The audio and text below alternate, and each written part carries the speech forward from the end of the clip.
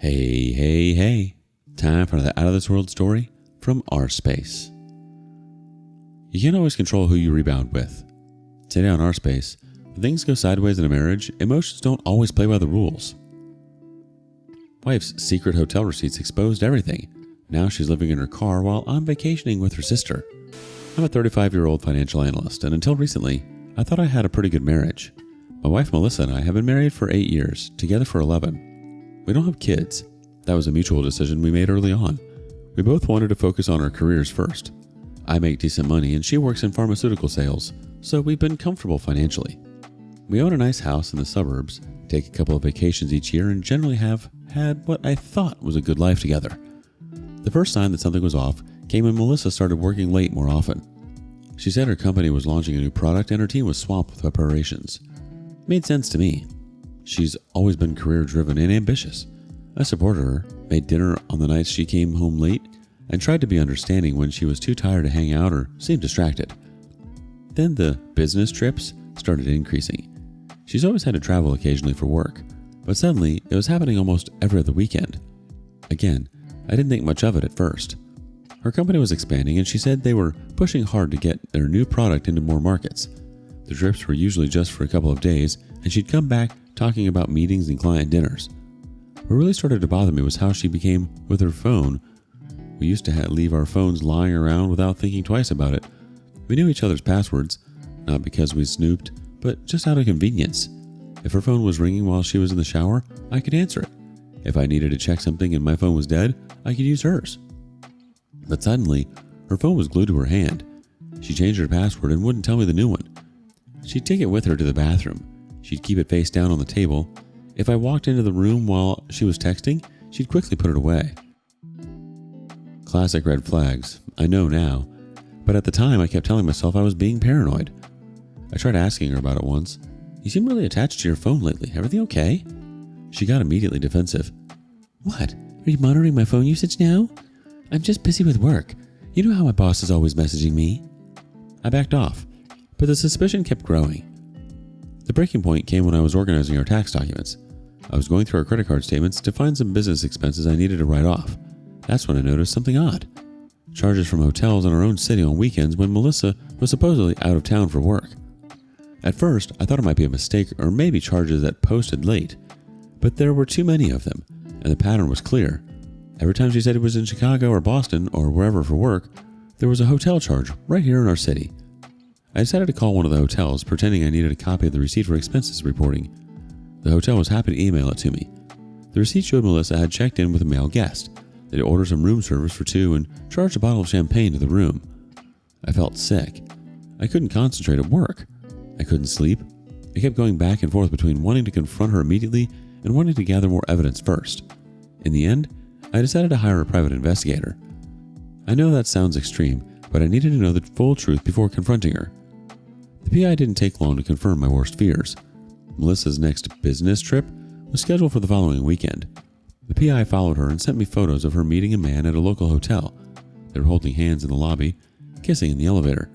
The man was later identified as James, one of her co-workers. I spent that weekend alone in our house, staring at those photos, feeling like my entire life was a lie. When she came home Sunday evening with her little rolling suitcase, talking about flight delays and boring meetings, I could barely look at her. We need to talk, I said once she'd unpacked. Can it wait? I'm exhausted from the trip. She replied, not even making eye contact. No, it can't wait. I know about the hotels, Melissa. Her face went pale. What are you talking about? I pulled out the hotel receipts and placed them on the table. You weren't in Chicago this weekend, or Boston last month, or any of the places you said you were. You were right here in town, at hotels, with someone else. She tried to deny it at first, said the receipts must be mistakes, said I was misunderstanding something. But when I showed her the PI photos, she broke down. It was just a mistake, she sobbed. It didn't mean anything. It was just physical. I learned the affair had been going on for 6 months. 6 months of lies. 6 months of me being the oblivious, trusting husband. The man was James, a coworker she'd met at a conference last year. They'd started texting, then meeting for drinks after work, and eventually ended up in hotel rooms together. I'll end it right now. I'll block his number. I'll ask for a transfer to a different apartment. We can go to marriage counseling. Please, don't throw away our marriage over one mistake. But it wasn't one mistake. It was hundreds of deliberate choices to lie to me, to betray my trust, to risk our marriage. Each text, each hotel reservation, each lie about where she was going, those were all choices. I told her I needed space to think and asked her to leave for a few days. She cried and begged, but eventually agreed to stay with a friend. As soon as she was gone, I contacted a divorce attorney. While gathering financial documents for the attorney, I discovered even more betrayal. Melissa had been spending thousands on gifts for James using our joint credit card. Expensive watches, designer clothes, weekend getaways that she'd disguised as work trips. All with money we'd earned together. I called her sister Kayla to let her know what was happening. Kayla and I had always gotten along well, and I felt she deserved to hear it from me, but before Melissa spun some story up to make herself look better. Kayla was shocked and furious. "I can't believe she would do this to you," she said. Then she revealed something that made everything even worse. "She used me as an alibi several times. Told you she was staying at my place when she was actually with him. I had no idea." So Melissa had involved her own sister in her web of lies without Kayla's knowledge. When Melissa returned home expecting reconciliation, I instead served her with divorce papers. She became hysterical, cycling through begging and crying. "You can't do this to me," she screamed. "We can fix this. Everyone makes mistakes." "This wasn't a mistake," I replied. "This was a choice you made every day for 6 months." I informed her parents about the affair and impending divorce. They were disappointed in their daughter, but still asked me to reconsider for the sake of her marriage. I respected them, but my mind was made up. The next day, I changed the locks on the house and moved Melissa's essential belongings to the garage. I texted her that she needed to find somewhere else to live. I wasn't going to leave my home just because she couldn't keep her vows. She showed up with James to collect her things. He waited in the car like a coward while she tried one last time to convince me to take her back.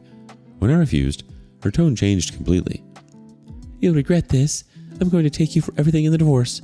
The house, the cars, everything. You'll be living in a studio apartment, eating ramen while I'm living it up with James." I just shook my head and said, "Good luck with that." She stormed out, slamming the door so hard the pictures fell off the wall and shattered. Fitting, I thought, just like our marriage. So here I am now, living alone in the house we bought together. Melissa is staying with James, though she's been texting me complaints about how his place is too small for all her things. She's demanding I give her half the value of the house immediately so she can buy her own place. My attorney says that's not how it works, and we'll handle it all in the divorce proceedings. I never thought I'd be in this position at 35, starting over, rebuilding my life from the ashes of a marriage I thought was solid. But I refused to stay with someone who could lie to my face day after day, who could betray me so completely, and then expect forgiveness just because she got caught. Some friends have suggested I try to work it out with her. Marriage is about forgiveness, they say, but there are some things that can't be fixed. Some betrayals cut too deep. Trust, once shattered, is nearly impossible to rebuild. And honestly, I don't want to rebuild it. I don't want to spend the rest of my life wondering where she really is when she says she's working late. I don't want to feel that sick feeling in my stomach every time she picks up her phone. I deserve better than that. Everyone does. The divorce will be finalized soon. I'm focusing on myself now, hitting the gym, reconnecting with friends I've neglected, considering a job offer in another state. It's not the life I planned, but maybe it will be better than the one I had with someone who could betray me so easily. As for Melissa and James, last I heard, things aren't going so well for them. Turns out the fantasy of an affair is a lot more exciting than the real of a day-to-day life. Who would have thought? I'll update if anything significant happens, but for now, I'm just taking it one day at a time. Edit. Thanks for all the supportive comments. To answer some common questions. Yes, I've been tested for STDs. All clear, thankfully. Several people have asked about Kayla, Melissa's sister. We've talked a few times since everything happened. She's been surprisingly supportive and is just as angry at Melissa as I am. It's nice to have someone from her side who understands why I can't forgive this. Too busy with work? Right. It's wild how deep the lies ran, and the fact that she invoked her sister makes it even worse. It's not worth trying to fix things with her. Once the trust is gone, it's pretty much game over. Update 1. First, thanks for all the support on my original post. The comments and messages really helped me stay strong through this nightmare. A lot has happened in the last few weeks, so here's the update many of you asked for. Remember how I mentioned Melissa was demanding half of the house value immediately? Well, it turns out she had bigger plans for her money. The day after I posted, I discovered she had emptied our joint savings account, all $15,000 of it, and maxed out our shared credit cards on what looks like a shopping spree. Designer clothes, expensive electronics, even a weekend at a luxury spa. All while I was dealing with the emotional fallout of her affair. I immediately called my attorney, who filed emergency motions to freeze our remaining joint assets and for temporary financial orders. The look on Melissa's face when she realized she couldn't access any more of our money was apparently priceless, according to the bank manager who called to let me know she'd tried and been denied. But the real karma hit when James, her affair partner and supposed soulmate, broke up with her. Yes, you read that right. Mr. Homewrecker decided he wasn't interested in a serious relationship after all.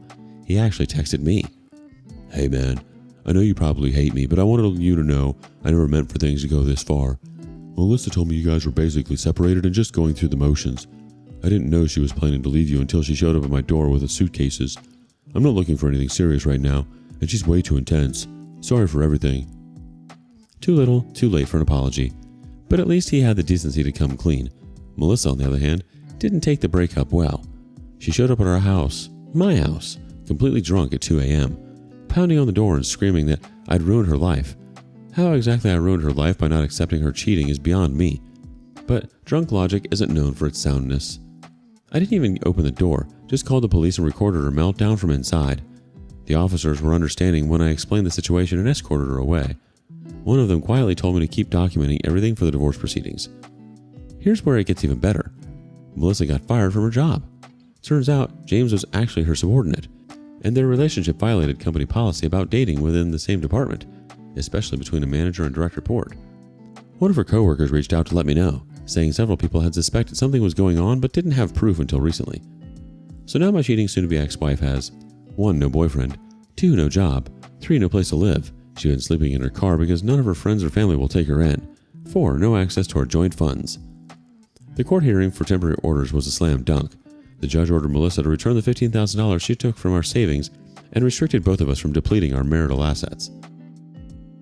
Her attorney looked embarrassed the entire time, especially when the judge commented on the poor judgment Melissa had shown throughout this situation. When the judge asked where she was living, Melissa had to admit she was staying in her car and occasionally cheap motels. She tried to use this to get sympathy and access to the house, but the judge wasn't having it. He pointed out that her current living situation was a direct result of her own choices and not my responsibility to fix. The most surprising development has been my relationship with Kayla, Melissa's sister. After my original post, she reached out to check on me. We met for coffee and she apologized again for unknowingly being used as an alibi in Melissa's affair. We ended up talking for hours, not just about the divorce, but about everything: books, movies, dreams for the future. It was the most normal I'd felt in months. We'd met up a few more times since then, and I've discovered that Kayla and I actually have a lot in common, interests and values that Melissa and I never shared. She's smart, funny, and direct in a way that's refreshing after years of Melissa's manipulation. I'm not saying anything romantic is happening, but I enjoy her company, and she's been an unexpected source of support. Of course, Melissa found out we've been spending some time together and completely lost it. She's been telling anyone who will listen that I'm sleeping with her sister for revenge. We're not, but even if we were, so what? Melissa gave up any right to an opinion about my personal life when she decided to cheat. She's also been spreading lies about me being controlling and emotionally abusive, which is why she had to seek comfort elsewhere. Fortunately, most of our mutual friends know this is complete BS. Several have shown me the messages she sent them, trying to rewrite our marital history to make herself the victim. One message actually said, "He tracked my phone and controlled all our money. I couldn't even buy coffee without him questioning me. James was the first person who made me feel valued in years." This from the woman who had her own credit cards, made her own salary, and spent thousands on her affair partner without me saying a word until after I discovered the cheating. Her parents called me yesterday to apologize. They initially asked me to reconsider the divorce, but after learning some more details and seeing their daughter's behavior firsthand, they understand. Her father actually said, "Well, we raised her better than this. I don't know what happened, but this isn't the daughter we thought we knew." The divorce is moving forward, and my attorney says it should be finalized within a couple of months. Given Melissa's financial misconduct in the documented affair, plus the fact that we don't have kids, it should be relatively straightforward. As one commenter in my original post said, "The best revenge is living well." I'm working on that every day. I'll update again when the divorce is finalized. Thanks again for the support. Edit. A lot of people keep asking about Kayla and whether it's weird to be friends with my soon-to-be ex's sister. Maybe it should be, but it doesn't feel that way. Kayla and Melissa have never been particularly close. They're very different people. Kayla is straightforward and honest, while Melissa's always been more, let's say, strategic with the truth. We're just friends supporting each other through a difficult situation. If it ever becomes something more, we'll cross that bridge when it comes to it. Life throws curveballs, and if you two are getting along and she's been understanding, then that's what matters right now. If it turns into something more, then that's your call to make, but I think you've earned the right to enjoy a bit of peace after everything you've gone through. Update 2. It's been about a month since my last update, and as many of you predicted, things have continued to evolve. Thanks for all the supportive messages and advice. This community has been a lifeline during the craziest period of my life. First, the professional news. I accepted that job offer I briefly mentioned in my last update, a significant promotion with a company I've admired for years, but it requires relocating to another state. The timing couldn't be better. A fresh start in a new city is exactly what I need. I gave notice at my current position and everyone has been incredibly understanding. My boss even said he'd been wondering how I'd managing to stay focused given everything happening in my personal life. The house sold much faster than expected. We had multiple offers within days of listing, and I accepted one that was above asking price. Closing is set for next month, which aligns perfectly with my relocation timeline. My attorney has been handling all communication with Melissa's lawyer regarding her portion of the proceeds. She's still demanding more than she's entitled to, but her position gets weaker by the day. Speaking of Melissa, her downward spiral continues. After James dumped her and she lost her job, she tried to reconcile with several friends who had distanced themselves when they learned about her affair. Most weren't interested. She's been posting increasingly desperate and bitter things on social media. Everything from vague inspirational quotes to rising from the ashes to direct attacks on me and, more recently, Kayla. Yes, Kayla. This is probably the development most of you are curious about. After weeks of meeting for coffee, dinners, and just talking for hours, something shifted between us. We were having dinner at my place. Nothing romantic, just takeout and conversation. And she said something that hit me hard. You know what's crazy? I've known you for 8 years through Melissa, but I feel like I've learned more about who you really are in the past month than all those years combined. She never deserved you. That night, we acknowledged there were feelings developing between us. We agreed to take things extremely slow. The situation is complicated enough without rushing into anything. But there's definitely something real here. Kayla is everything Melissa pretended to be. Honest, supportive, and genuinely kind. The connection we have feels more authentic than anything I experienced in my marriage, especially during the later years. When Melissa found out through mutual friends that Kayla and I were spending time together, she completely lost it. She showed up at Kayla's apartment unannounced, screaming about betrayal and family loyalty. Kayla remained calm and told her sister that while she never would have pursued anything with me during my marriage, that marriage was over, destroyed by Melissa's own actions. Melissa then tried a different approach, sending me a long email about how she's forgiven me for filing for divorce and is ready to try again. She claimed the affair was a mistake caused by feeling neglected, and that losing everything has made her realize what's truly important. She even suggested we go to counseling together to heal our relationship. I didn't respond. There's nothing to say. That bridge hasn't just burned, it's been obliterated. The divorce proceedings have been moving forward smoothly. Melissa finally agreed to a reasonable settlement after her attorney likely explained that her position was untenable given the documented affair and financial misconduct. The divorce was finalized last week, much faster than typical cases thanks to our lack of children, the clear evidence, and Melissa's eventual cooperation when she realized fighting would only cost her more in legal fees. The final agreement gives me 65% of our assets, while she gets 35% but must repay the credit card debt she accumulated during her shopping spree. She tried to argue that the affair shouldn't impact the financial settlement, but the judge disagreed, particularly regarding the money she spent on James using our joint funds. With the divorce finalized and the house under contract, I've been focusing on packing and preparing my move. Kayla has been helping, which has given us even more time together. One night while sorting through old photos, she confessed something that floored me. She's had feelings for me for years, but never acted on them out of loyalty to her sister. Even when she saw signs that Melissa wasn't treating me well, she kept her distance because that's what she thought was right. I admitted that I'd always found her attractive and valued her character, but had obviously never considered pursuing anything while married to her sister. We both agreed that under normal circumstances, this relationship would be too complicated to navigate. But these aren't normal circumstances, and life is too short to ignore a genuine connection, especially after experiencing a hollow shell of a relationship I had with Melissa. I invited Kayla to join me on a 2-week vacation to Hawaii before I start my new job. After some consideration, she agreed. Yesterday, as Kayla and I were at the airport waiting for our flight, Melissa actually showed up trying to confront us. Thankfully, we had already gone through security, so she couldn't reach us. She caused enough of a scene that airport security had to intervene. Later, she posted a long, rambling rant on social media about being betrayed by 2 people who should have loved her most. The irony of her talking about betrayal seems completely lost on her. I'm writing this update from our hotel balcony in Hawaii. The ocean is visible from where I'm sitting, and Kayla is napping inside after our long flight. For the first time in over a year, I feel genuinely at peace. I know some people might judge our relationship or see it as some kind of revenge against Melissa. It's neither. It's two adults who share a connection deciding not to ignore it just because of a complicated history.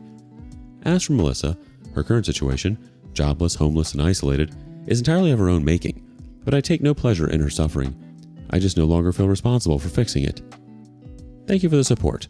Your advice and encouragement helped me stay strong when I was tempted to give in to Melissa's manipulation or my own self-doubt. I won't be posting any more updates. Edit. Many have asked if Kayla and I are concerned about family gatherings being awkward in the future. Honestly, we've discussed this. Melissa's parents have been surprisingly understanding. They told Kayla they just want both their daughters to be happy, and they recognize that Melissa created the situation through her own choices. The social media rants, the late night attempts at reconciliation, it's honestly baffling how she can't see how much of this is her own doing. But I'm glad to see her standing her own ground. Her continued antics, especially trying to manipulate Kayla, are just textbook at this point. And I don't think anyone could blame you for seeking happiness after everything you've been through. And Kayla seems like a breath of fresh air after the years of manipulation you were stuck in with Melissa. Who cares what people are saying? Enjoy your well-deserved vacation. Have you ever found yourself in a situation where you had to choose between family loyalty and following your own feelings? How did you handle it? Thank you for joining us today on rSpace. Be sure to like and subscribe and hit the notification bell so you don't miss out on our next video. See you next time.